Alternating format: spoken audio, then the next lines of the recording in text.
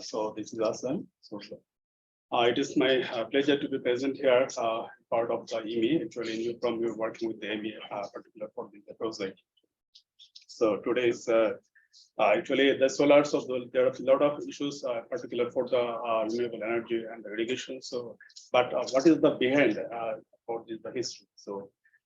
How the farmers or the households they are benefiting, or is there any opportunity to get the benefiting as the co-benefits from the solarization agriculture for farmers? So just regarding this issue, so we just talked. So the Bangladesh is the agro-based country, so most of the agricultural components are fully irrigated by the groundwater, depend on the groundwater, and the irrigations is mostly the diesel operated pumps, only the 21% of the electric pumps. So they are about 160 million pumps among the 21% of the electric pumps. So nowadays, the solar is launching and improving the situation, and due to the diesel operated pumps, so this more and near about the 3 million hectares are operated by the diesel pumps.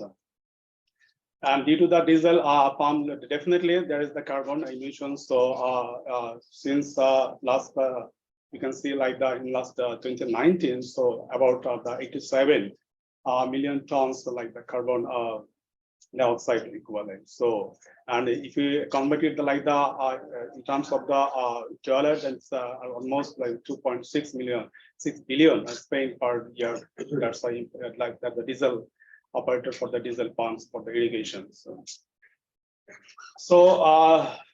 globally are very concerned about the how we mitigate how we reduce the diesel carbon emissions. So part of the Bangladesh government has taken some initiative how to reduce the diesel by 2030, as well as the national draft the strategy by the next 20 years, the first the 2030 then the 2041.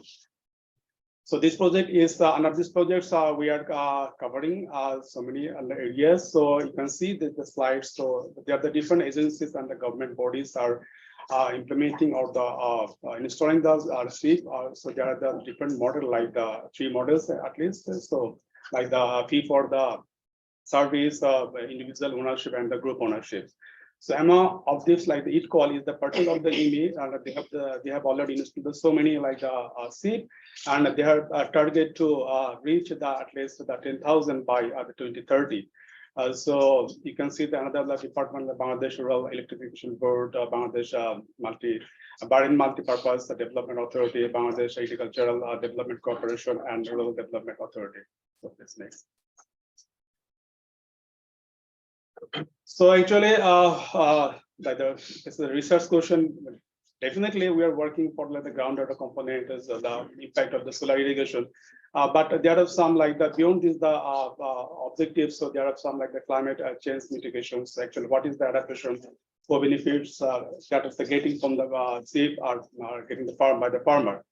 So those most, especially if I sell something like that, actually, what is the impact? Access to the SIP, the farm levels like the yield, productivity, and the household levels with the food security, diversity, and the wealth index outcome.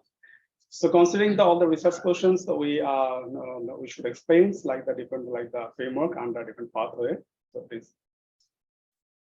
So first, little how the access to the SIP what is the farm level outcomes or the the outputs, and as well as the household levels of the outcomes. You can see the farm levels, the yield the profitability, agriculture income, which is very related to the household's level of outcome. That is if the income or the profit or yield is increased, definitely the food security, food diversity, and the wealth and income, of course, the guys will should be increased or that they will get the benefit.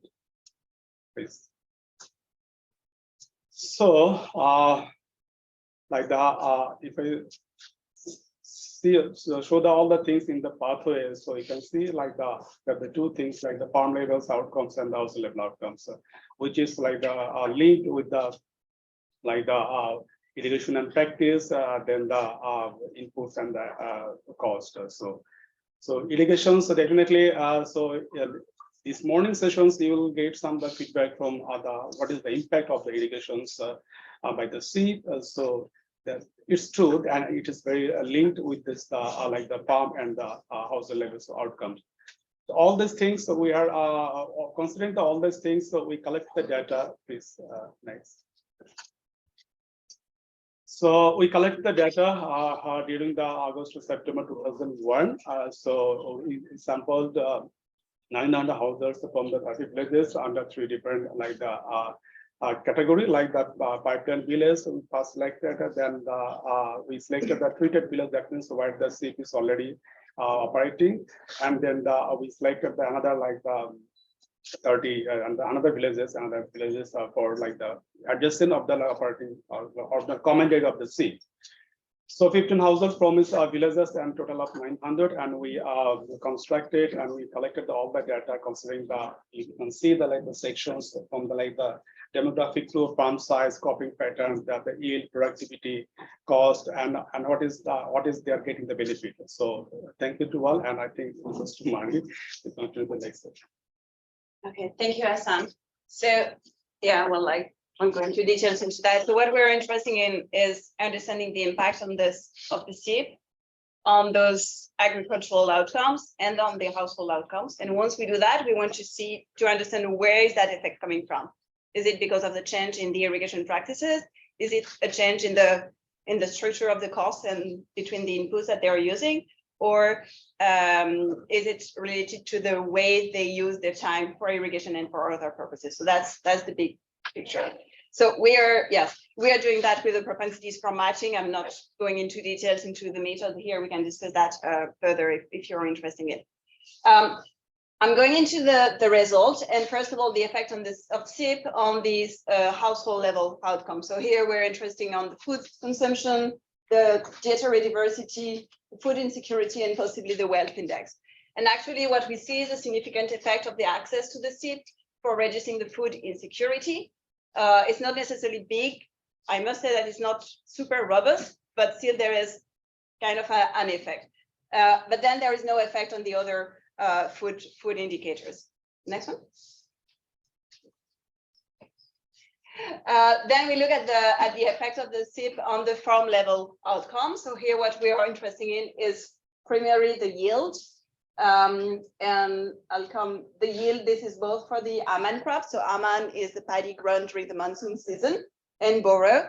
Boro is the rice, which is mostly irrigated, cultivated during the dry season.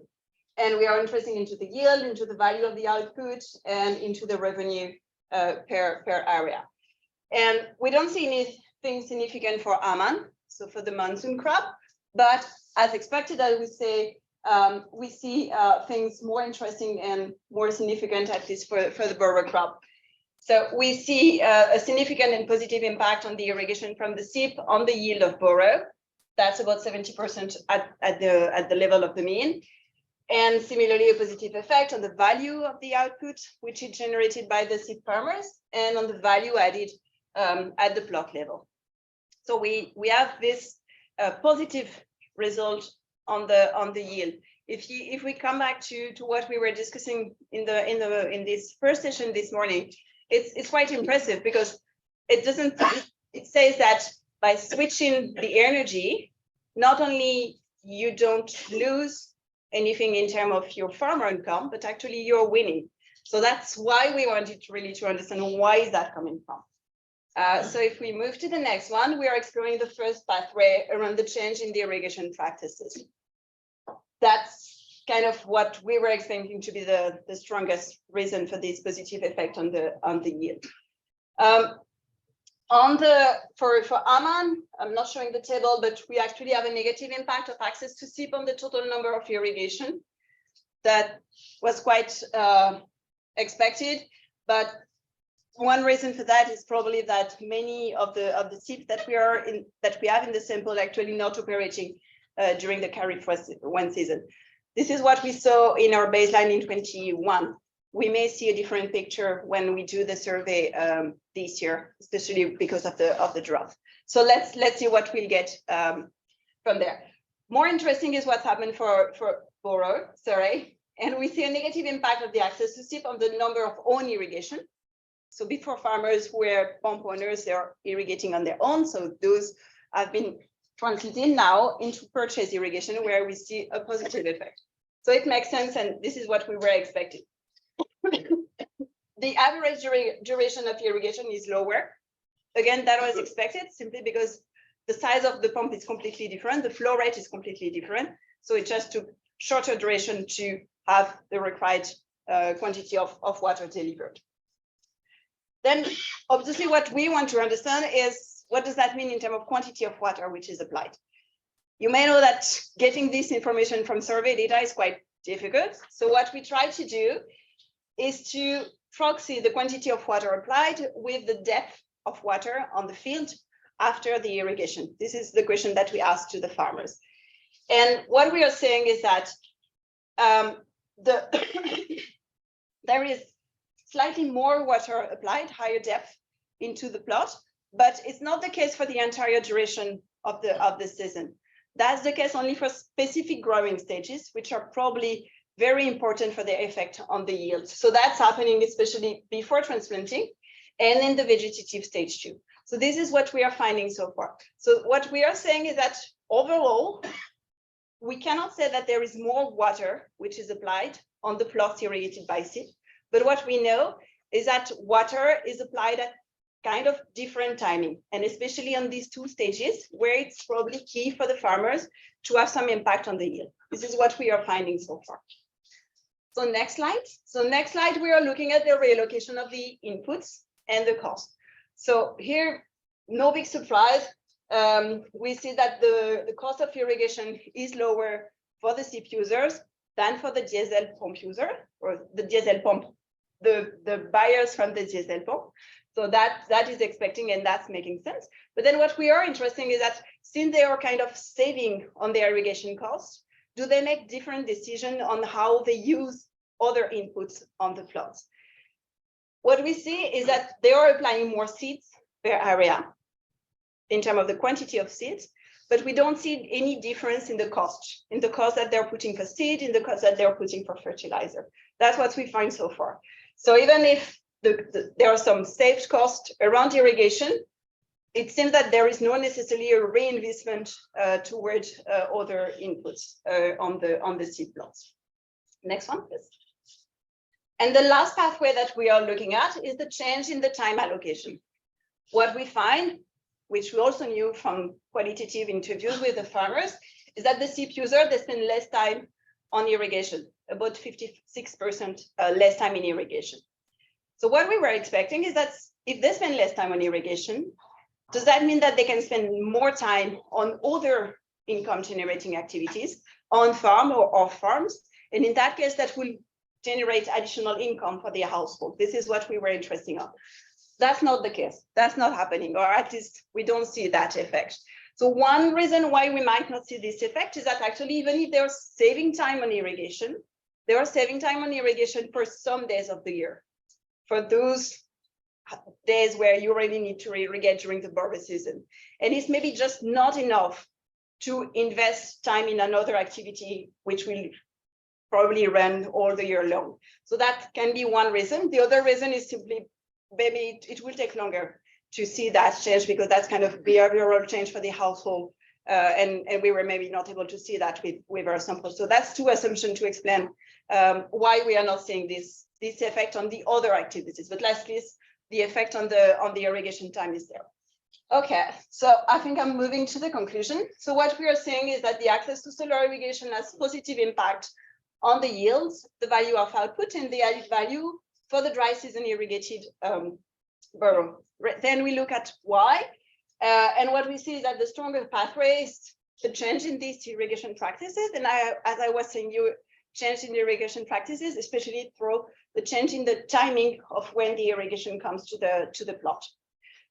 Second, we know that the SIP user benefiting from more lower cost of irrigation, and we see that the third pathway in terms of time allocation, less time being spent on irrigation is also confirmed, even if there is no translation into other activities.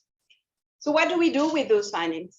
Actually, what is very interesting in those findings is that in Bangladesh, you learn in those differentiation that the development of solar irrigation is there, but it remains quite costly and actually quite slow to be uptaken. So what we are demonstrating with this sort of study is that there are benefits which are probably not counting so far. And if we value those benefits, we would also be able to do the cost of return a bit differently than when they were done so far, and just bring more argument for this upscaling of solar irrigation. And now, as I was saying, it's also positioned solar irrigation not only as a mitigation strategy without trade-off, but actually with co-benefits. So it's beyond what we could have expected in terms of those transition. So with that, I think that's the conclusion. Okay, thank you.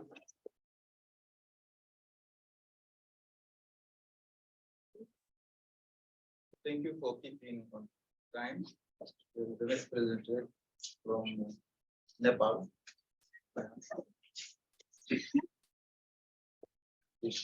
Sure. It's very well. I can Okay, yes. There are a few animation that you need to do maybe a few times, right? In the side.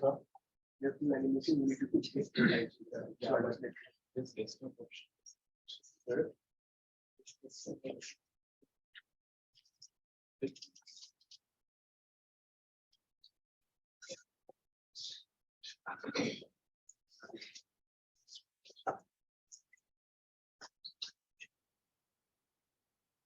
If there's another slide, you can stop sharing it and reshare it. Yeah. Stop sharing the slide.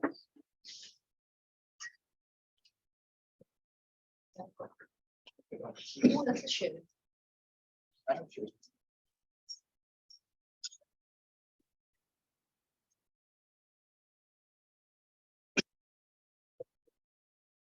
Is it coming? Which one? This one? No, you are not supposed to be sharing. He's supposed to share. So इसको आप बंद कर दीजिए please.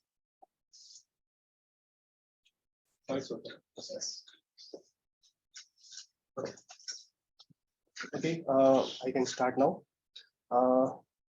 Good morning, everyone. My name is Shishir, and I work as a national researcher at IWMI based in Kathmandu. I'm going to do this in the co-presentation mode with my colleague, Dr.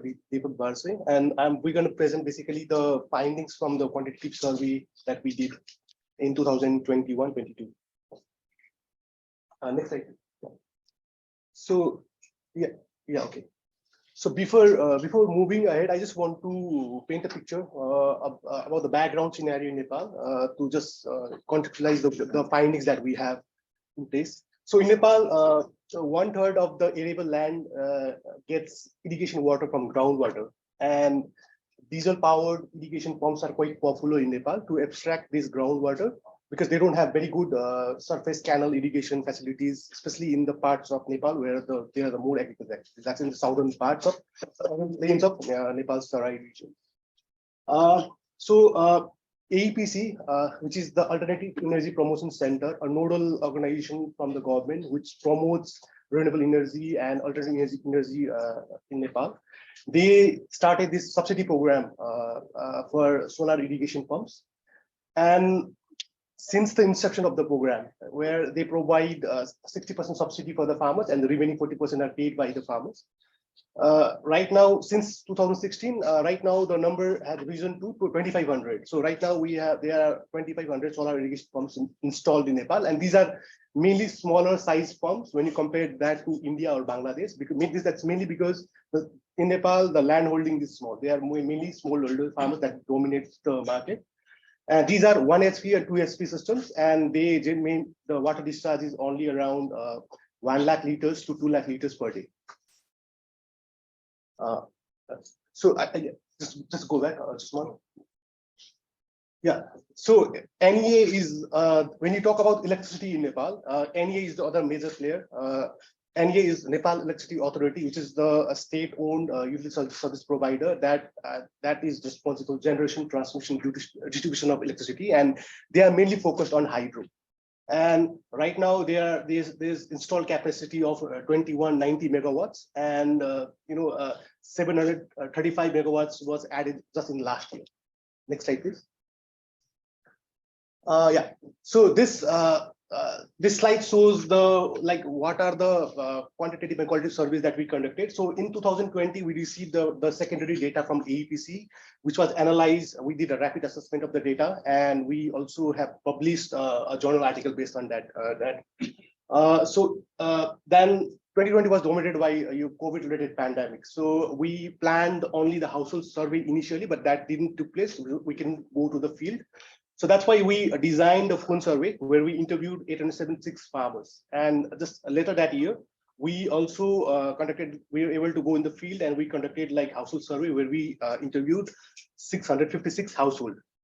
And later that year, in August, December, we also did a very comprehensive qualitative analysis of different solar irrigation models with Jesse labs. Next slide, please. Yeah. I just want to explain like what the sample size was for the household surveys. And as you can see, the sample was divided into 3 categories, mainly the farmers who have SIPs and who applied and successfully received the solar irrigation pumps. The second category of farmers was the farmers who applied for solar irrigation pump, but they did not receive the subsidized pumps from AEPC. And the third category of farmers are the farmers who never applied for solar irrigation pumps, and they obviously don't have the solar irrigation pumps at their disposal. Out of the 3, 148 farmers, they completely don't have an idea about the subsidy policy that AEPC is running, and they don't have access to solar irrigation pumps. So, next slide, please. Yeah. So for the phone surveys, the phone surveys was around 30 minutes long, and we initially called this sample was developed from the data that AEPC shared to us. And basically, these are the farmers who applied, and some farmers got the solar pumps, some farmers didn't get. So we called around 897 farmers who owns the subsidized solar irrigation pumps, and we are only able to successfully interview 479 farmers. And similarly, 1,157 farmers who applied for the pump but didn't get the pump we call them, but we only 397 successful interviews were done. And the graph on your right hand side shows that the sample size that we have was comparable to the larger sample AEPC shared to us in terms of the gender, in terms of small and marginalized farmers, and in terms of farmers belonging to the disadvantaged group. Slide, please. Yeah. So one of the first findings so here we are combining the findings from the household and the phone survey. So these findings, this is only mainly from the AEPC's data, So back in 2016-17, where AEPC had the inception of this subsidy program, you can see that most farmers, they didn't knew about solar irrigation pumps back in Nepal. So as the year went by, you can see that AEPC's program did a very good job of promoting solar irrigation pumps amongst the Nepalese farmers, and you can see the demand have risen dramatically. But the bottleneck here is that AEPC have limited budget to subsidize this pump, so they cannot address all the demand. So that's where the number of installation has remained constant over the years. And most of these pumps are installed in southern part of Nepal, as you can see in the picture in the right hand side with the small dots. Next slide, please. Okay. Okay. The second findings is that among those who applied for the solar irrigation pumps, AEPC they choose smaller and farmers from these disadvantaged groups. You can see from these two figures, farmers having smaller land holdings and farmer from a disadvantaged group that is based on their caste and ethnicity. But the farmers from this DAG's group, they were not able to make it through the application process because lack of social capital that they have. But once they were through the application process and once their data reached to AEPC, the chances of farmers from or DAG community was receiving the subsidized pump was quite higher than farmers from non-DAG groups. Next slide, please. And when you compare the perceived benefits of having solar irrigation pumps, the farmers from DAG community reported higher benefits when you compare to solar pump farmers from non-disadvantaged community. And these are in terms of I cannot see the bottom slide. So okay, hang on. Okay, these are based on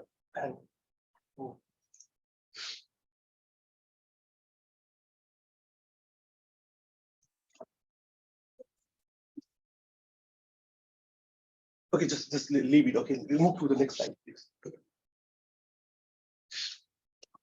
Yeah. And one of the interesting findings that we got from the APC data was that the APC's design subsidy program were designed to provide only 60% subsidy to the farmers. But our findings was that almost like all the farmers, most of the farmers receive almost 100% subsidy. And this is mainly because of like a couple of reasons. Like one, APCs provides 60% subsidy based on an MRP price that includes the cost of the civil construction part of the solar irrigation project and also the electromechanical parts. But like what farmers who are getting this subsidy, 60% from 60% subsidy from AEPC, they also tend to get additional subsidy from the local government. And in some cases, the private sector who does the installation, they sometimes install a slightly lower cost system, and they can offer additional discount to the farmers. So that's where the farmer then end up paying less for the solar irrigation pumps. Next slide, please. Yeah. For next few findings, I'd like to hand over to my colleague, Dr. Deepak Varshney. Thank you. Thank you, Shishir. So, right, so Aditi already talked about this slide in the plenary session. So I'm not emphasizing much on it. So just for next slide, please. Yeah. So here, right, so what we have extended the analysis in the previous slide to the fact that here, right, so what we are trying to see, what is the replacement probability of diesel pumps, right? So when the farmers adopt solar irrigation pumps, so what's the probability by which the diesel pump gets replaced once the farmers get the ownership of SIP. So here what we have done, we have used a quasi-experimental method. Mary already talked about propensity score matching. That's so we have applied this propensity score matching. So in this methodology basically right. So it compares the treatment and control group based on the observed characteristics. So the comparison would be like with like, right? So here our outcome variable is whether farmers use diesel pump for water extraction. So it takes value 1 if yes, and 0 otherwise. And the treatment group is the SIP farmers, and counterfactual, or you can say control group, where farmers did not have SIP, irrespective of whether they applied for SIP or not. Right. So and this analysis we have done for 2 main crops of Nepal, monsoon paddy and wheat. So here what we found is farmers who received SIPs are less likely to use diesel pump by 17 percentage point and 22 percentage point for monsoon paddy and wheat respectively. Next slide, please. Right. So here what we have tried to see, right, so what is the impact of SIP in the use intensity of diesel. So here our outcome variable is instead of binary variable, here we use this logarithm diesel pump use in terms of minutes per katta. So here what we found is SIP farmers reduce diesel pump use by 64 and 33% for monsoon paddy and wheat respectively. Next slide, please. Yeah. So right, so here what we have tried to see the impact of solar irrigation pumps on the cropping pattern, right? So for the SIP farmers, we have asked a question whether you have introduced any new crop, right? So how many crops you have introduced? So what we found is 21% of SIP farmers introduced new crops, and they are mostly vegetables after they started using SIPs. So this graph tells you whether some farmers introduce 1 crop, 2 crop, 3 crops, and so on and so forth. Yeah. Next slide, please. Yeah, so here what we have tried to see how this SIP ownership is affecting the crop diversification of the farmers. So here what we found is that cropping pattern is shifting from cereals towards vegetables. Right? So a priori, we have also expected that, right? So once you get the access to SIPs, right? So then it is more likely that you will shift towards more water intensive crops. And that's what we have found through this empirical exercise. Next slide, please. Yeah. So, and when we looked at how it impacted the yield, so here we do not found any significant impact on the yields. So when compare SIP farmer with the non-SIP farmers. Next slide. So here what we have tried to, initially we wanted to study, right? So what is the impact of SIP on the profitability of farmers? But unfortunately, we do not have the cost data, right? So the cost data on the inputs of crops. So what we have done, we have just tried to see, right, so how it impact the revenue of the farmers, right? So when we say revenue, right, so we simply the total production multiplied by the prices they got in the market. So here what we found, a 10% increase, 10% more crop revenue for SIP farmers than those farmers who did not have SIPs. If you would like to, right, so if you would like to see in terms of profitability, so these can serve as a downward estimates because irrigation cost of SIP owners are significantly lower than non-SIP farmers, but under the assumption that the input cost for other, input cost for other inputs are not systematically different between SIP and non-SIP farmers. Next slide, please. Yeah. So here we have also tried to look the impact of SIP on the water use, right? So right, so we have done two sets of analysis. First, how it impact the water use on a particular crop. Right? So for illustration, we have taken monsoon paddy and wheat. So here we found, right, so SIP, there is an insignificant difference in terms of logarithm of total number of pumping minutes per katta for both monsoon paddy and wheat. But when we took the total water use, right, so combining for all crops, there we see a positive and significant impact. And here SIP farmers increased water use by 13% more than non-SIP farmers, right? So and one can explain these results because in the earlier slide when we talked about the crop diversification, we see there is a shifting of cropping pattern towards more water intensive. So the overall total water use is increased, but not for a particular crop. Next slide. Yeah. Thank you. Thank you. Thank you. Yeah, just 1 minute. Yeah, okay, I'll finish quickly. So there's supposed to be an animation in the slide, but like the animation came only through. But I just want to explain that. Okay, what about the O&M of these solar irrigation pumps in Nepal? So the 1/4 of the farmers reported that they have encountered problems with the O&M within the first 2 years, and 2 years is the after-sales service period that AEPC provides in the subsidized pumps. But among those, like 3/4 of the problem has been resolved and resolved by AEPC and their vendors. But when you see that O&M of the pumps are one of the key challenges in Nepal due to lack of local technician, and that's well documented. And like what happens when the solar pump farmers don't have access to solar pump, they go back to using diesel pump. Next slide, please. Yeah, okay. And finally, we asked like, why did the farmers switch towards the solar pumps? And in this slide, you can see that before solar pump, they are mostly diesel pump users. And one of the key reasons of moving towards solar irrigation was the price of diesel was too high for them to make it sustainable to irrigate and be more productive farmers.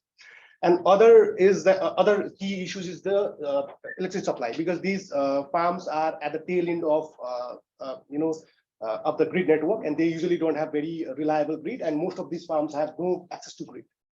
And third is like one of the key attraction for solar pumps are the no operating costs. So once the high upfront capital cost is taken care of, the operating cost for solar is 0. So the farmer can utilize that to irrigate the water completely. And other is that receiving the solar pumps for free. Obviously, who doesn't want to receive like these equipments for free? But like that, those are the attractions for the farmers for switching to solar irrigation. Yeah. So summing up our findings. So basically, AEPC's program, they did a very good job at being just using JC compatible criteria to select the farmers. And mostly the solar pumps has positive impact in terms of diesel use and in terms of their crops revenue. But O&M breakdowns remains a key challenges. And with the solar irrigation solar program that we are running, we are doing capacity building of local technicians to help take care of it. So with that, I'll let you in my presentation. Thank you very much. Okay.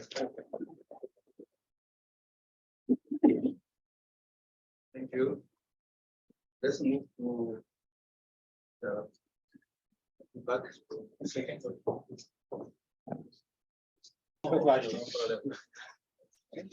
So today I'm going to talk about the Surya Shakti Kisan Yojana, SKY.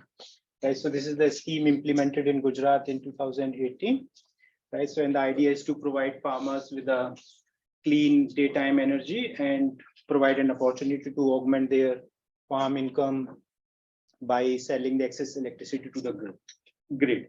Right? So, and here in particular, right, so what we focus on, how do the technical and financial models of this scheme work on the ground. The next slide, please. Right, so in terms of the technical model of this scheme, so right, so first, each farmer is provided a solar panel capacity of 1.25 times the contracted load of the pump. So, and the idea here is to provide farmers with a higher capacity over and above their own consumption requirements, such that they can evacuate the excess electricity and earn income. Right, so, and the second, sky farmers receive 12 hours, while non-sky farmers receive 8 hours of daytime power, right? So, and all the, right, so the generation, pump consumption, and the net evacuation meters are recorded through this net metering design, where the difference between energy generated and energy consumed is recorded as the net evacuation to the grid. Next slide, please. Yeah, so this is the financial model of this sky scheme. That's so it is basically a buyback financial model. That's so this is the financial structure of how each solar plant is financed by the So 5% is the front cost that needs to pay by, right, that needs to be paid by the farmer, right? And the 65% of the loan is taken by government of Gujarat on behalf of the farmer, such that the 30% is contributed by the government of Gujarat to support in the form of an evacuation based incentive, and 35% is borne by the farmer without support, and 30% is the central government subsidy. So, and the loan rate of interest is 6% per annum, and loan repayment period is 7 years in the equated installments. And feed-in tariff by DISCOM for first 25 years is rupees 3.5 per unit of electricity, and the evacuation-based incentive provided by the Gujarat government of Gujarat for the first 7 years is rupees 3.5 per unit, and up to a maximum of 1,000 units per year, right? And so, and the recovery of the total cost of government of Gujarat, and then payment to the solar PV system installer companies appointed under the sky on behalf of the farmers. Next slide, please. Yeah. So, and through this scheme, so I have just a small chart to understand the pathways to income. So those farmers who export electricity to the grid means their generation is greater than consumption, but they need to evacuate enough units of energy to cover the annual equated installment of amount they need to pay, right? So, and the other side, right? So, and the other scenario is they can import the electricity from the grid. So when consumption is greater than the electricity generation, and in that case, they charge 60 paisa per unit of energy imported, and additionally charge the annual loan equated installment due to the service. Next slide, please. Yeah. So in terms of the coverage of a scheme, the scheme is implemented in 93 feeders across 4 DISCOMs, right? So this is the distribution of the sky and non-sky farmers in the sky feeder, right? So 2,298 farmers are non-sky, while 4,306 are sky farmers. Next slide, please.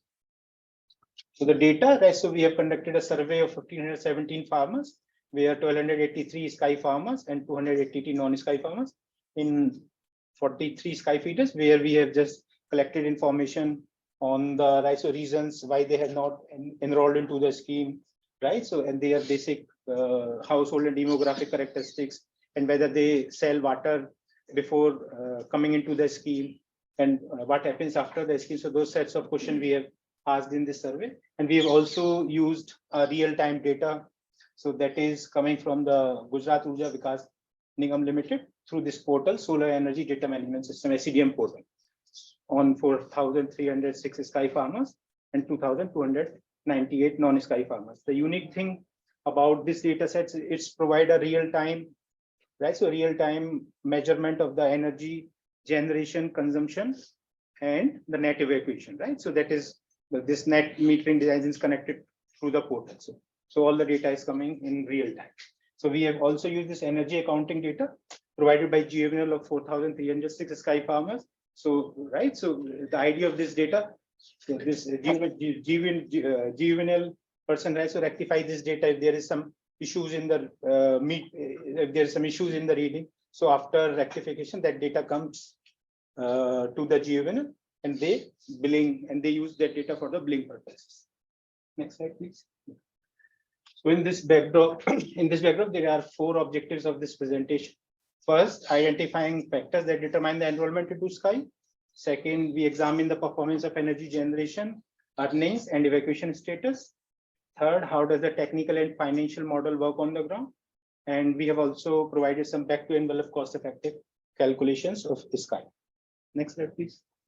Right, so this is the profile of sample farmers. So this is for SKY farmers and non-SKY farmers. So SKY farmers have a greater land ownership than the non-SKY farmers. And if you look at the pump size, they have a greater pump size. And so you see, right, so even in terms of the well type share, right? So these are some differences between the SKY farmer and non-SKY farmer, but we can just, next slide, please. Yeah, but right, so we can run a simple probability regression model to understand who participated in SKY and how inclusive is the SKY schemes, right? So these are the 4 takeaways from this analysis. Large pump sizes are more likely to participate in SKY. Larger land ownership increases the participation rate. Group connections, so if the farmers have a group connection, are less likely to enter into the scheme. So this come up, right? So this raises equity concerns, lower participation from small and marginal landholding farmers, mainly due to capital constraint. Next slide, please.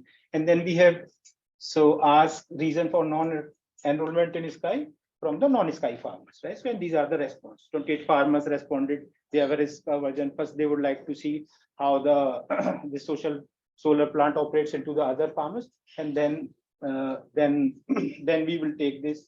And the 27% farmers reported capital constraint, and 22% farmers reported late decision, and 8% some intra-household decision, right? So all family members are not agreed to enroll into the SKY scheme, right? So in the 7% land is too small and not suitable, and 6% reported they don't want unit rate.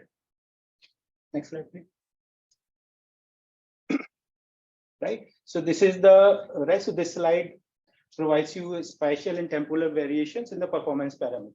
To assess the performance parameter, we use indicator capacity utilization factor, which is the ratio of the actual electricity output from the plant to the maximum possible output, assuming that the plant is working 24 hours a day.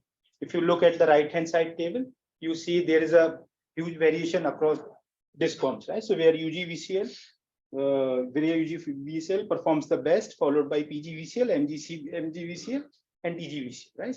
And if you look the overtime differences, so except DGVCL, we see overtime improvement in the performance of in the performance capacity utilization factors. Next slide, please.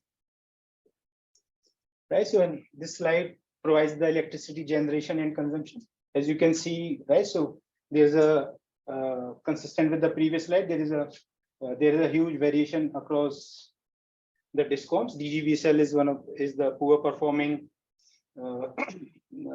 discoms, while UGVCL is the best performing discom. So if you would like to see how much average solar electricity consumption under SKY, so you can see, right? So for UGVCL, the number is one third, and while DGVCL, the number is half.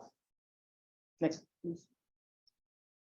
Right. So, and then these two tables give you overview of earning and evacuation status, right? So here we have classified the farmers into 3 categories.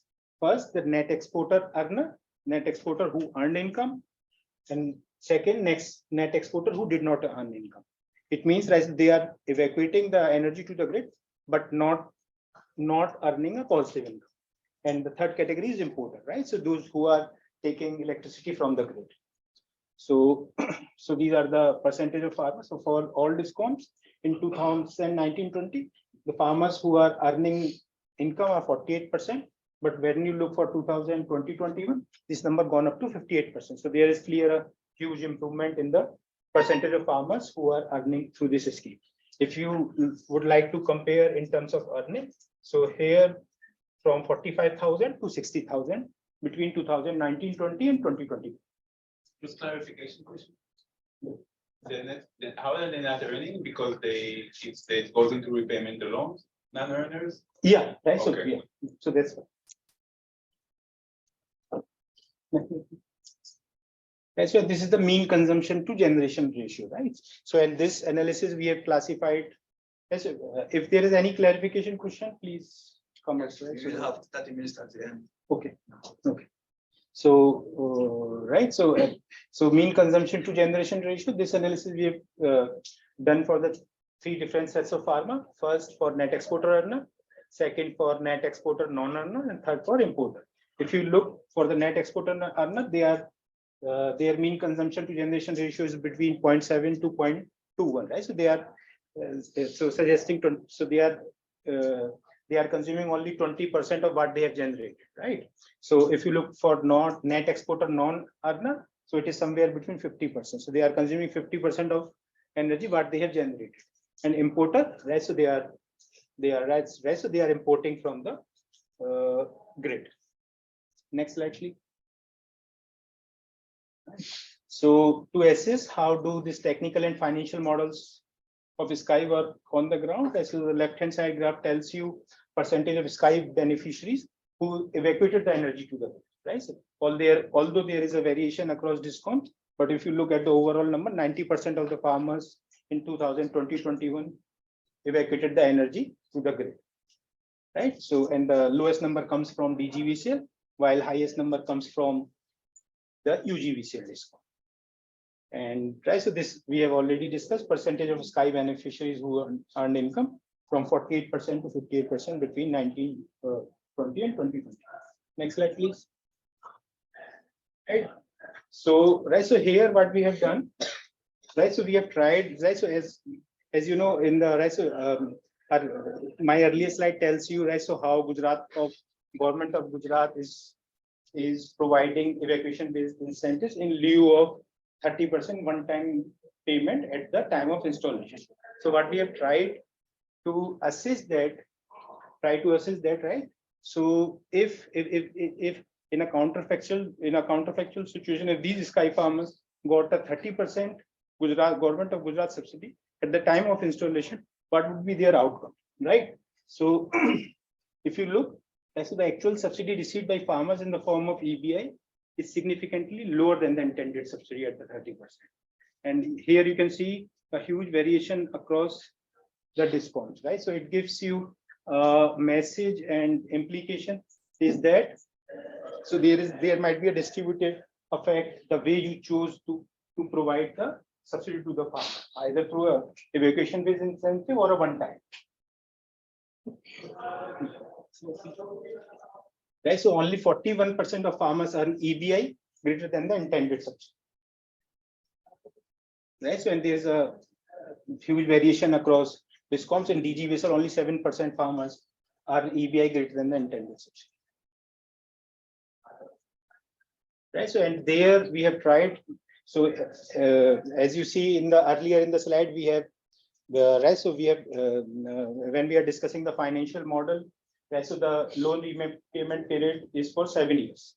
Right, so we have done some simulation to see if this loan payment, if we can extend this loan repayment period for 10 years or for 15 years, what would be the impact on the percentage of farmers who earn positive income, right? So this is the original scenario where 58% of the farmers are earning positive income in 2020-21. If you just extend that loan to the 10 years, right? So the number increases to 71%, and if you raise that loan for the 15-year period, the number increases to 77%.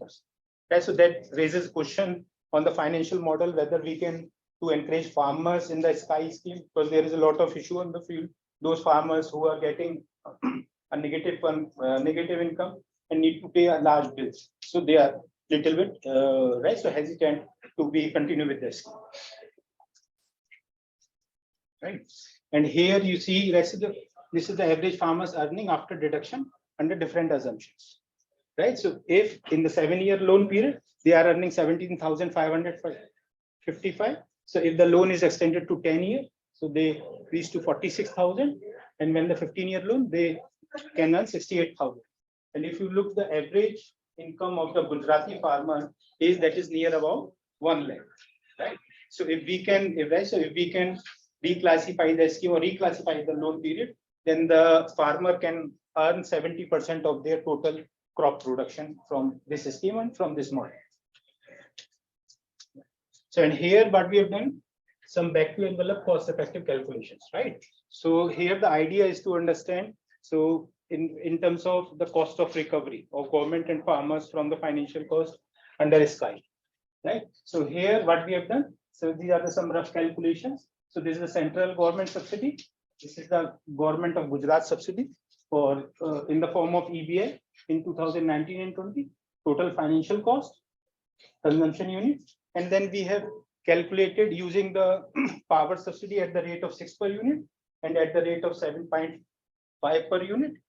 So we have calculated the cost of recovery, right? Because the amount of energy that farmers is consuming in a counterfactual scenario will need power subsidy, right? So in the first 2 years, of the implementation of this, nearly 1/4 of the total financial of the scheme is already covered, right? And if you would like to see from the farmers' perspective, so they have recovered 40% of their total investment, right? So they need to pay only 5% of the upfront cost, and they are getting income, right? So using those numbers, we have calculated the recovery ratio finally. Yeah. So what the subsidy or the per unit price that they get for power? No, right. So for attributing benefit to the attributing benefit from the power subsidy, right? So for instance, they are in a counterfactual scenario. If suppose they use 100 units of electricity, right? So right now they are consuming those electricity from their own generation. In a counterfactual scenario, they need to buy from the government, and government is incurring those 7.5 rupees per unit of subsidy. Right? So that would be the benefit. If they sell power, Mm-hmm. if they were net exporters, they get 3.5 rupees per unit. Right? Mm-hmm. What if you increase that? That will be another calculation. No, that's what we can discuss in the question answers. Right? So I understand your point, what you said, but I will clarify. Yeah, so these are the conclusion and implications. So strategies to improve participation rates for marginal and small farmers by addressing both demand and supply side constraints. The technical model of SKY seems to work well on the ground, despite the fact that there is so much of reporting on the rise of voltage fluctuations, meter burn outs, right? So those issues we need to settle in on. But overall, if you look big picture, then and the loan repayment period of 7 years largely explains the fact that despite the evacuation of energy by 90% of farmers, only 58% of farmers are earning positive income. And our simulation suggests that increasing the loan repayment period may help increase the percentage of farmers who earn positive income and their current income. Evacuation-based incentive fares better for the well-performing farmers, but not otherwise. In the back of envelope cost effective calculation suggests that returns to the financial investment in SKY are very high. 1/4 of the financial cost has already recovered in the first 2 years of implementation. Thank you. Okay, thank you. The next one is for 9. Azim, you. Yes, Azim, you can share your screen. sure. You're welcome. Just give me a minute.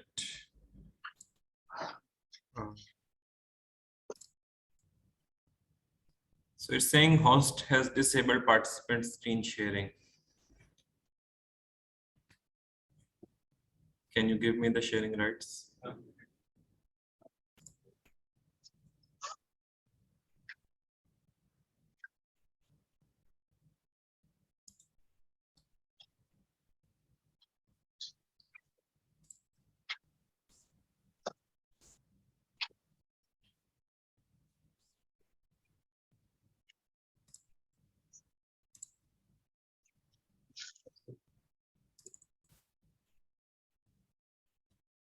So is my screen visible now?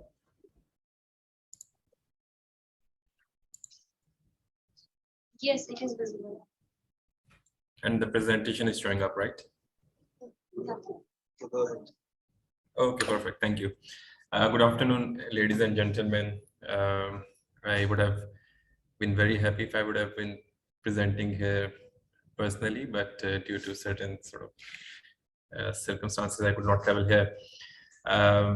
So my name is Azim Ali Shah, and I'm looking after the solar part of the Pakistan component.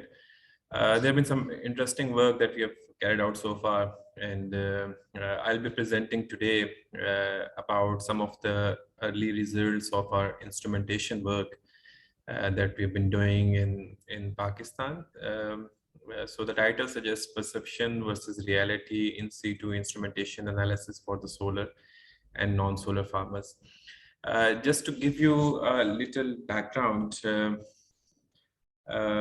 okay, before moving on to background, we are primarily working in these areas. We are working on the groundwater related studies embedded in the demonstration pilot in Pakistan, and we are also having demonstration pilots for simulation of grid connected pumps, along with some trainings where we have done experiments with the precision surface irrigation coupled with the solar pumps in the past.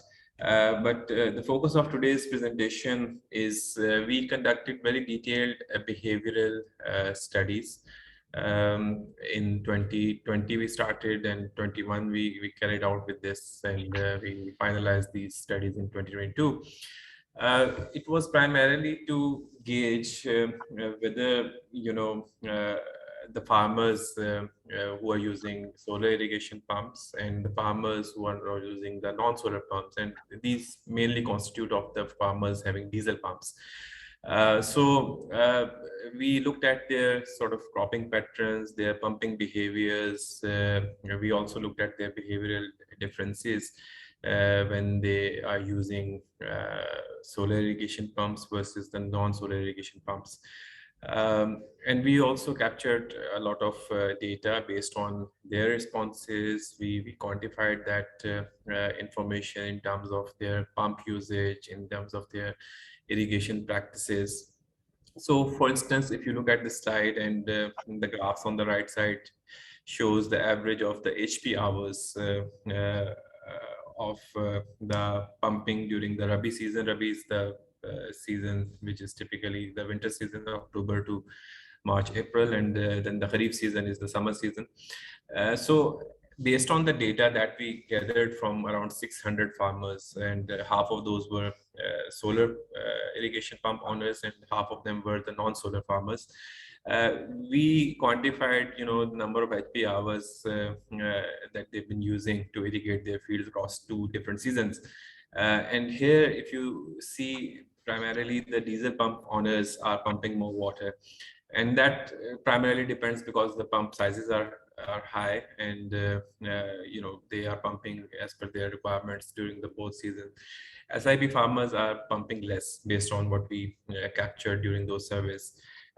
Similarly, if you see the behavior of the number of hours of their pump used per day, again, based on the responses that we received in the behavioral survey, we quantified that. And here also the non-SIP farmers are using their pumps for extended number of hours as compared to the SIP owners. One reason was that there is a limiting factor of the availability of sunlight during the course of the day, and typically in Pakistan the sizes of SIP pumps, the HPs of the SIP pumps, are far less than as compared to the diesel pump owners or the electric pump owners. So these were our immediate inference or speculation to just to interpret these results. Then we thought, in order to make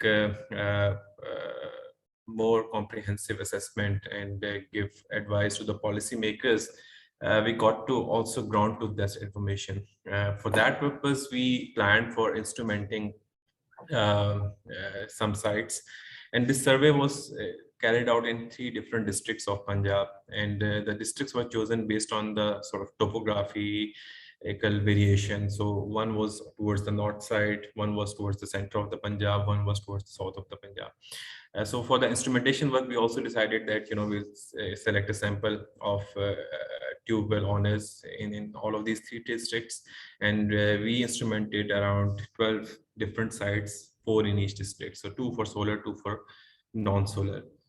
So if I move on to the next slide, so these are the three different regions. If you see on the map, the southern part is the Rahimia Khan district. The central part is the Chang district, close to Faisalabad, a more famous area. And on the northern side, it's the Chakwal district.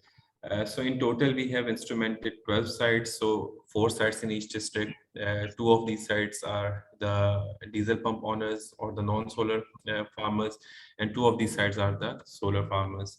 So based on this instrumentation, there are some results that I'm going to talk about today.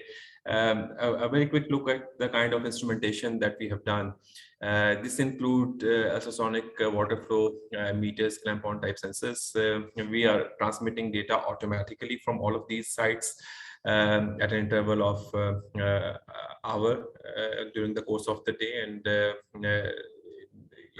data is collected as and when they start their pumping from their respective pumps. So there are obviously loggers attached, antennas, the transmission modems, solar panel, employer. We have also installed soil moisture sensors just to see the pattern of their behavior while they are using the SIPs versus the non-SIP pumps, whether they are irrigating more or less through those respective pumps.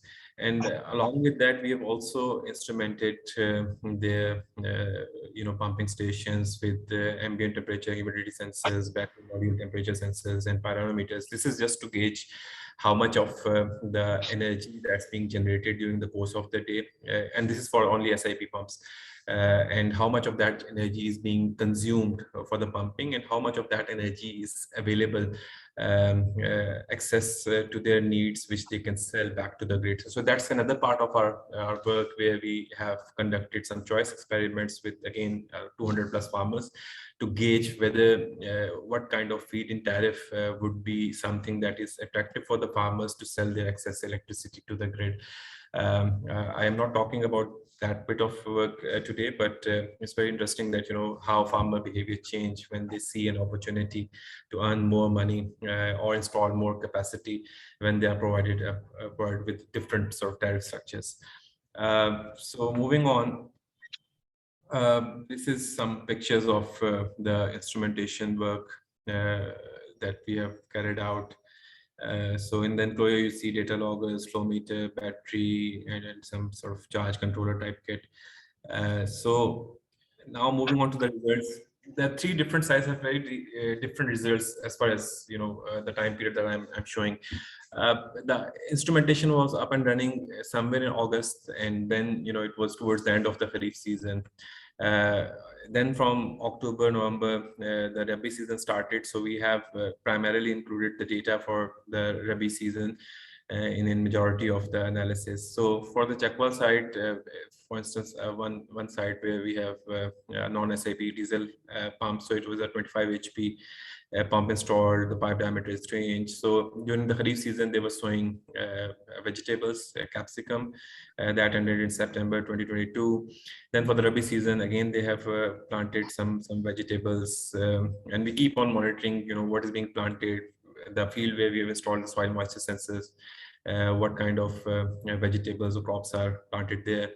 And then we, capture different variables. So for the sake of this presentation, we are normally focusing on the average daily flow that they are extracting through this pump, the average hourly flow, and the total flow from October to January. So the total flow from October to January up till now, as recorded by the data logger, is around 15,856 meter cube. If we move on to the next site in Chakwal, which is the SIP site, again, they are growing vegetables during the Kharif season. And then during the Rabi season, they have now planted wheat, and our soil moisture sensor is installed in the wheat field. The extraction with SIP in this particular site is far less as compared to the diesel site. If you see the graph underneath, it shows a very sort of peculiar picture of the increase in the solar irradiance and corresponding increase in the average flow rate during the course of the day. So lot of interesting parameters that we are sort of monitoring with this instrumentation. But one thing you see is, although the size of the HP or the size of the pump is very small, it is typically on during the course of the day and in majority of the time that we have been monitoring. But if you see the previous site, there have been instances where it's switched off, switched on. So one thing which we are seeing in typically most of the SIP sites are they turn it on whether they require water or not. And particularly in the case of wheat, it's typically 4 irrigations for the whole cropping season. So you don't require water in between those four seasons. So turning on SIP means that, if they have access to free water, there are some alternative uses of that water that they are doing at the moment. Moving on to the central part, chunk side, this is the diesel pump site. And again, the HP of the pump installed is 25 HP. Sugarcane was planted in the Kharif season. They harvested in October. In the Rabi season, now they have shown wheat crop. Soil moisture is installed in the wheat crop at the moment. The extraction of total water as shown there is pretty modest, in comparison to the other diesel site that was in the northern area. But when we go to the next slide, the SIP side, which has a 7.5 HP pump installed. Again, Kharif was sugarcane, wheat is in the Rabi season. So these are very, sort of similar pattern sites. And here we see the extraction of water is very high as compared to the other side, which is having diesel pump. So a high capacity pump installed is typically run during the course of the day, even in the Rabi season, which shows that access to free electricity is resulting in a lot of water abstraction in that particular site.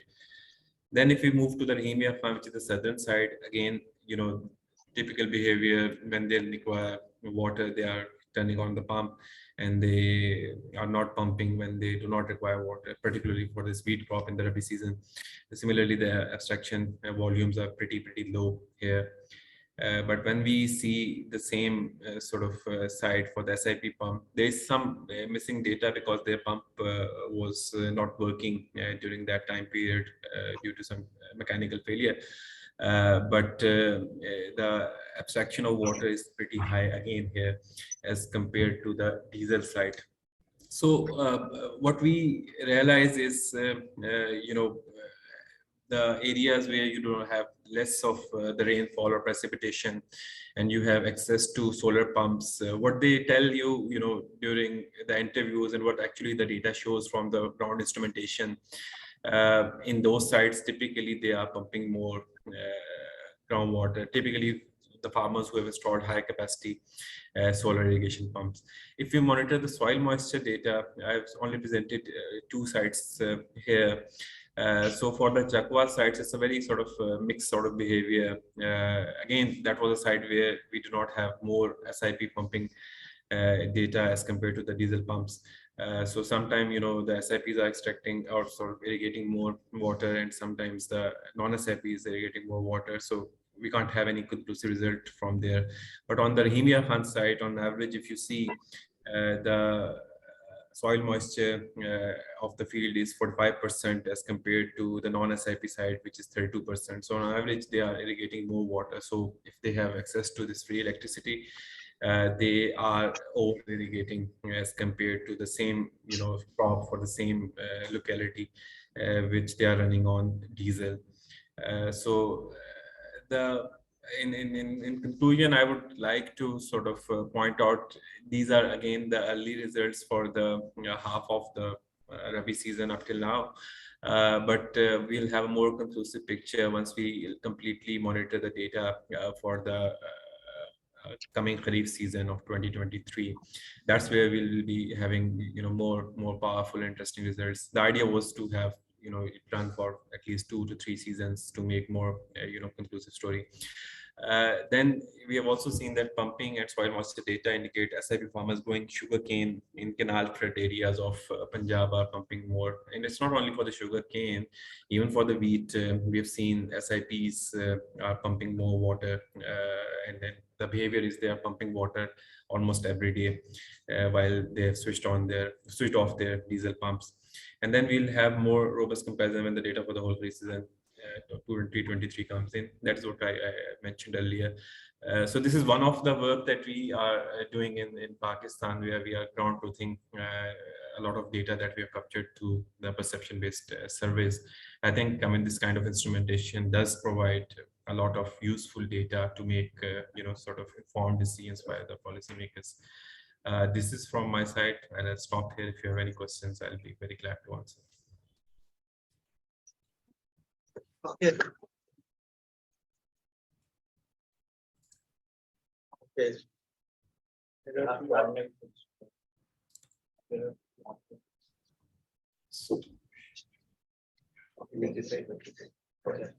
Yes, let's allocate maybe 15 minutes instead of 30 minutes because we are running out of time.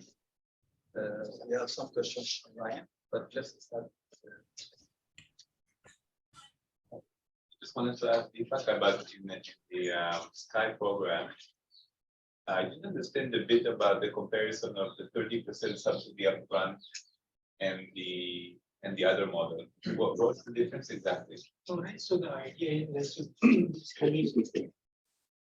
right, so if you just look at the total finance, right, so the whole financial model compares so 5% upfront, 65% the loan, that's guaranteed by the Gujarat, so pay 35% of that part is to pay by farmer, 30% of that part, if Gujarat goes and pay to the farmer in the form of irrigation-based. But irrigation-based incentive means what? That they take it from their pay. So once the farmers repay the energy into the grid, they will pay 3.5 rupees per unit for them. So up to 7 years. So they will take that from instead of paying the farmer, they will take that from the farmer to repay the loan. No, that's just this 3.5 rupees per unit. Government of Gujarat to give to the farmers. Okay. So there's the two models were either give 30% of the cost, or have the farmer take the loan for the full amount with no subsidy. There is no option, but right. So, but the Theoretically, theoretically, either to take 30% off of the cost initially, or to have the farmer be liable for the full cost, or almost the full cost of the pump to the loan, but provide the EBI. Yeah. So which was actually taken? So the second option, right? So The EBI. EB. So there's no subsidy here, right? No subsidy. Right. So when this PM Kusum came in, so they are 30% direct subsidy. So the national flagship. So there is a subsidy of 30% there. In the next, in the national scheme, not in Sky. Okay. And here the idea is to shed light on, right? So if you change the mechanism of this financial model, right? So how it affects the distributive impacts. But in Sky 2, there is a 30% government of Gujarat subsidy, 20% government of India. Farmer contributes 40%. Okay, go ahead. Okay. So it's a PM Kusum. So my question is also related to the Sky scheme. Yeah. So let me directly come to the question. So my first question is, so there could be a large number of demand for farm. So how do you going to say? Excuse me, can you be a little louder? I'm not sure. Second problem, right? How are you gonna have a kind of procurement system that in this model? And then my first follow-up question is like, how do you build it? Right, so regarding the first question, when the Sky scheme came in, that's basically pilot. And so it's not for all the features. So there are some selected features, 93 features. Can you guys please be loud? Can Can't hear you. So that The mic is here. So right, so initially the government of Gujarat planned to implement this scheme in that's 100 odd features. So finally led up to 93 features, right? So within those 93 features, farmers provided option if they would like to enroll into the scheme or no, right? So those features are get grid connected. But right now the Sky 2, right? So or PM, so that come with a different, altogether different financial. Right? So the farmers can now join the Sky 2 or PM Kusum, but not the Sky 2. So in terms of the monitoring, that's what they have. That's what they have implemented the net metering tool, where they on the solar plant itself connected to a real-time monitoring system. Right? So they are measuring how much total energy is generated, how much they are consuming for the pump, and then right. So how much energy they are net evacuating. So how the farmers will select the various stuff. Sorry, maybe you will have one discussion so that can deepen the questions. Thank you very much. Just one question. Okay, yeah, my question is basically on that's a good point, but from my understanding, most of the farmers are throwing water from underground. I wanted to find out how do you use for taking of the water resources? What happens in case of the farmer on the program? And the ball actually cease function, probably in front of the board. So can you come again a bit louder? Can you speak louder? Yeah, Come. Okay. I was actually saying from what I've gathered, it's correct. Most of the farmers are getting the water from underground water resources. Yes. So my question is, how do you ensure that the bores are not being overflowed farmers? And also, what happens in case the bore runs dry while farmers on the contact? Okay, so basically this is the whole idea of this grid connected solar irrigation, right? So just off-grid solar irrigation pumps, if you look from the economic perspective, their marginal cost of drawing water is zero, right? So there is a greater chance of withdrawing the water from the off-grid solar pump, right? So but here in this case, right, so these are the grid connected solar pumps, right? So here the farmers are incentivizing on evacuating the energy to the grid, right? So that so in fact providing farmers incentive to so not overusing the water, right? So because they have the alternative opportunity to sell that energy to the grid and earn income. Can we pick one question from? Okay. So this question is from Praharsh. I think this is directed to Deepak again. Does the data from GeoVinal is clean and adjusted for the technical downtime? What are the reasons for DGVCL's bad performance? Right. So if right, so there are many reasons. So so right. So if you the first question regarding the data. So right. So that the data is recorded on the real-time monitoring basis, right? So at the end of the year, or in fact at bi-monthly, the GeoVinal staff go to the field and take the manual reading, right? So to rectify that data. So and that data rectified in a real-time monitoring basis and updated on the portal, right? So now if you just look at the portal, those who have access, right? So there's the option the rectified data and rectified. So that's thing is taken care of.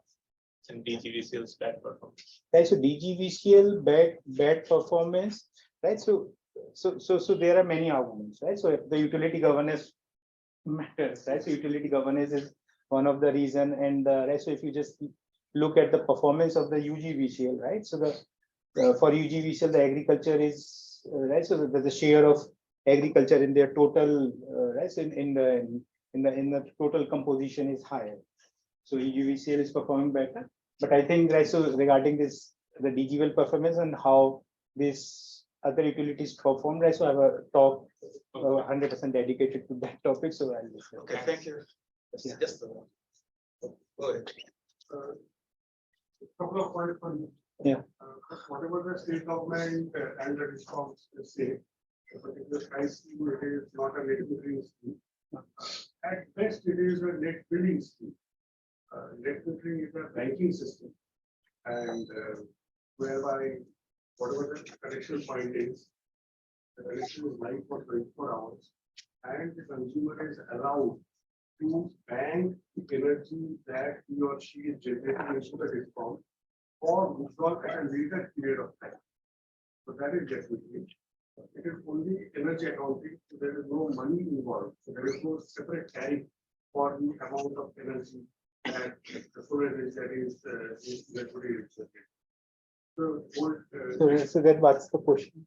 Yeah, this is observation. I mean, my husband is saying that this is a net metering scheme. It is not a net metering scheme. You can refer to MNRE's website where they have explained everything in quite detail. That what a net metering is, what a gross metering is, and what a net billing is. Sky feeders, they are live only during the daytime. I think for 10 hours they are live. So it is not metering very well for any area. That is one. Second observation is another sky scheme and in general the grid connected solar component C. One is actually installing the solar modules next to the pumps. And net metering sort of benefits are being given to the farmers, and that is also enjoys moving over the road. However, the pumps that are there on the ground, they are highly efficient. Multiple local rewindings have happened. There's a lot of scope to improve the net energy that is generated into the grid by just replacing the inefficient multiple times wounded pumps by a new pump or an efficient pump. And it financially works out for both, because the capacity demand of the discom that comes out drastically. The amount of energy net that the farmer exports, that also increases. So financial also. Definitely, yes, so we can discuss in the lunch. So more on that. Thank you. I think, thank you for your comment and input. So, not just to Sky, but all the country presentations. So, has anybody looked at, this particular solar installation for a longer time period? And in the sense, those were 5-year-old or 6-year-old, because anybody has simulated it, like if the performance goes down over time, then actually what happens to the system? The ONM bit, so the longer bit, what is the impact of the efficient perspective? Yeah, in our case, like the installation happened mostly around like 2017, 18, 19. So, and we studied them like we did the survey until 2021. So it's not very old, but it was quite old that study. And they said that, and to our surprise, that like most of the pumps, they are performing pretty well. When we go to the farm, they said that they are like the maintenance that they have to do with the diesel, when you compare that with solar, it's drastically reduced. But I think there's another study that we did a project back in 2015-16 with EC mode. I think there's a presentation like in one of the sessions, I guess, that they are probably. Okay, you have 3 minutes. Yes, thank you very much. First of all, thanks a lot to all the presenters for the very interesting and diverse presentation. My question is to all of them. When you use solar irrigation, I understand you can't really control when you irrigate. You have to irrigate in the sun, you can't irrigate at night, in the morning, in the evening, which means that evaporation is going to be the highest as well. Is it a significant factor in the cases where an increase in water use was observed? Would it be also a factor explaining that? And have you tried to your research to estimate the amount of water that gets evaporated, the increase in evaporation due to solar irrigation? Thank you. To transfer too quickly to Bangladesh, that was also one thing which I thought when we first worked on solar irrigation. My understanding from the discussion I got is that it's not necessarily very high, and in the case in Bangladesh, those are under buried pipes. So, well, you can see that evaporation on the plot itself, but not on the weight for the plot. In Nepal, sorry. I just did some field work in Bihar. There we found that farmers definitely prefer electric pumps for crops like onions and vegetables, because they want to water them in the evening. So for many grain crops, it doesn't really matter. But when it comes to vegetable crops like onion, then solar pump actually goes on a discount. And grid connected electric pumps which offer opportunity to irrigate during the night. Cooler it can.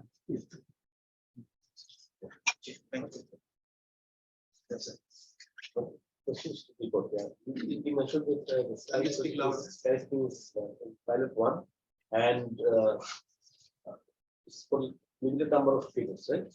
So how government is planning to provide this benefit to all the farmers? Right, so the government have already introduced a national flagship scheme named PM Kusum. Right, so the C component of this PM Kusum is similar to the what's this, right? So grid connected solar pumps, and there the target is 1.75 million solar irrigation pumps government is planning to install, right?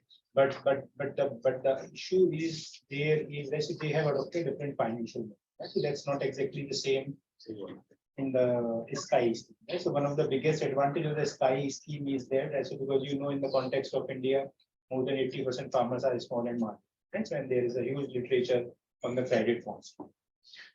Right, so in the PM Kusum C, right, so the farmers need to arrange 40%. Farmer needs to pay 40% upfront, 30% they'll get a central government subsidy, and 30% state government subsidy. So their farmers are finding a harder times to arrange for those right, so costs, because in the case of SKY, right, so like in the case of SKY, the government of Gujarat has taken the guarantee of it. So all farmers are interested, even if you just go to the field now, right? So they are all really approaching you, right? So just provide them connection and all those kinds of things. But in the PM Kusum C, right? So that's my impression, right? So studying this SKY scheme, right? So government needs to think and use the learning from SKY scheme in particular, right? So because if you see, if you just provide this loan period for 15 years, then you see 80% of the farmers are the positive income, right? So in a sense, it's a very good business model, and then government can think, right? So using some cost benefit estimates, see whether they can take guarantee in the PM Kusum C, right? So think some kind of arrangements that. Yeah, so that's a way, and that you can see that. So despite the 3 years of the implementation of PM Kusum C, uptake is very low. So it is very hard to find farmers to implement. You have to explain how is it program. Yeah, right. So for that, what we have done, right? So even for the SKY scheme, right? So when we go to the farmers on the technical and the financial aspects of the scheme, right? So still farmers are very less aware, right? So what we are trying to do in collaboration with GGGI, so we are providing a capacity building intervention, right? So a full day training for the farmers on both technical and the financial aspects of the scheme, and there are all the issues related to technical, like right? So you raise, right? So we are explaining, and then there is one dedicated presentation. I don't know a session. So they will brief, right? So what kind of training module they are providing to the farmers. So there's a talk on that. Okay, thank you. Just two more questions. Thanks for the presentation. I think my question goes maybe to the last presenter as well. I'm just wondering, when we say the solar systems are using more water, maybe is it compared to the diesel? Is it maybe not better for us to see how much yield can we get from the two systems, so that we sort of check the productivity of the two systems, rather than saying there is so much water that is being used under the diesel and under the solar system? And also my other follow-up question is, how do they do the scheduling in the two systems?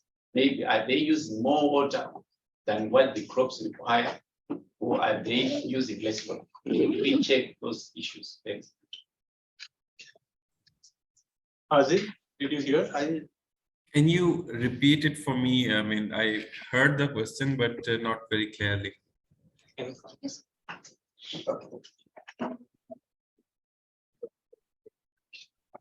Yeah, thanks very much. I said in terms of comparing the amount of water that is used under solar system and under diesel, have we looked at the productivity, the water productivity of the two systems? Because if we only look at the amount of water used, maybe we are gaining more under the solar system because there is more water that has been applied and the crop is using enough water to be productive compared to the diesel. And also the second follow-up is, how do we understand the scheduling in these two systems? Yeah, thanks. Okay, my apologies, you have to come close to the mic. So water productivity, we are trying to gauge from our follow-up calls to the respective farmers, one, to see which crops they are irrigating during the course of the season, or vegetables in some cases. And secondly, to see whether it's comparable to the diesel sites as well or not. The problem is, it's a bit difficult to measure water productivity because for that you got to have at least some sort of, let's say, flumes through which you actually measure the amount of water that they are pumped going to a particular field. So based on the soil moisture, we are at least trying to gauge for one particular field how much of the water that they are applying during the course of the day, and similarly during the whole season. But exact measurement of the water productivity, something that we can look into. It's obviously useful information if we can also extract for the Kharif season.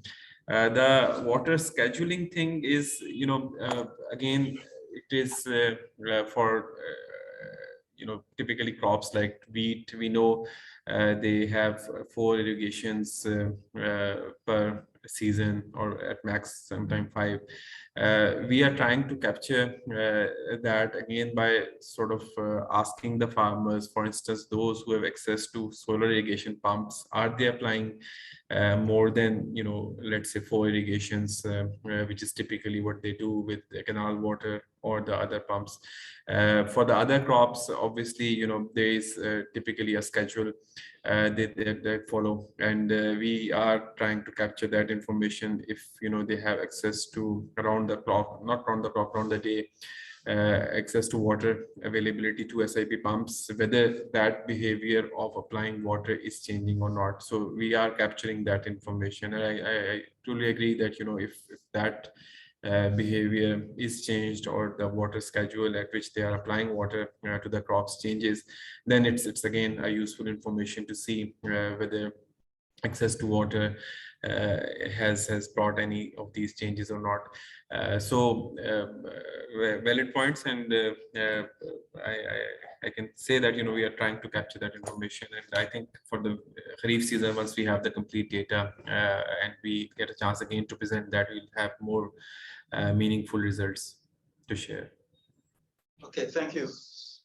Just one last question, then we sorry. These are very interesting models, but I would want to know, for the sake of concern, how did you pay for the standard assets?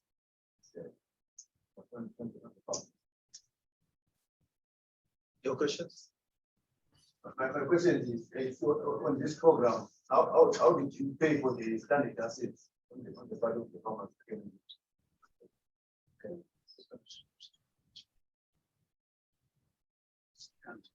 Can you repeat, sir? Standard asset, you said? Okay. How did they pay for? For the stranded assets. Standard assets. Yes. Well, this two ways, using other forms of farming water.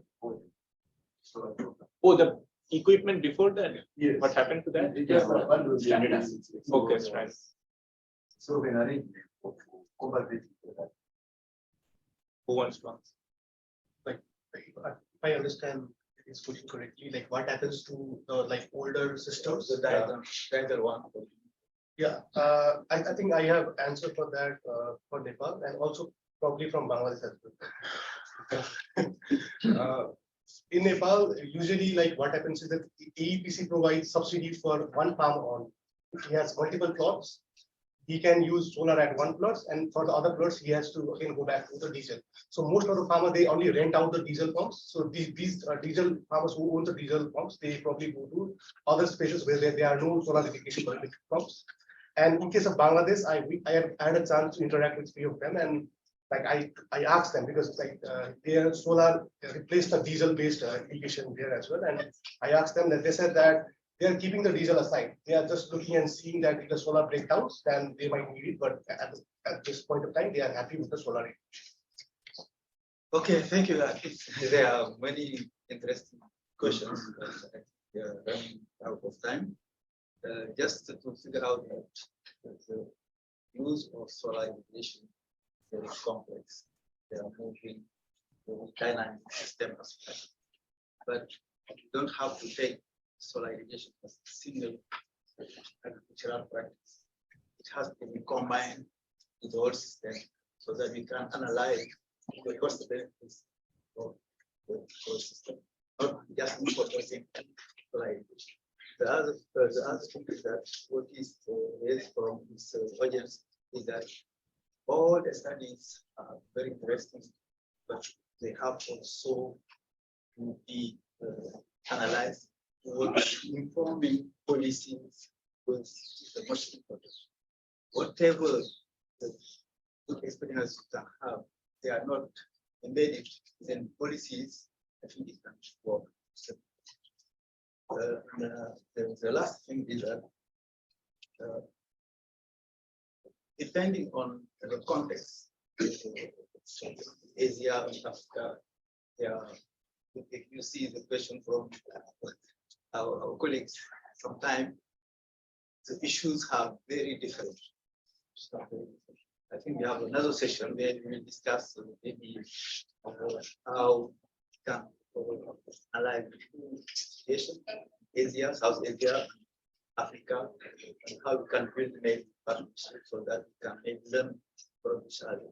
And I know that Africa sometimes context specific, need to design another type of system. You cannot use the same system working in Asia to Africa. Sometimes some pilot, but you can learn from what is happening. Thank you all. I think we'll have time to discuss.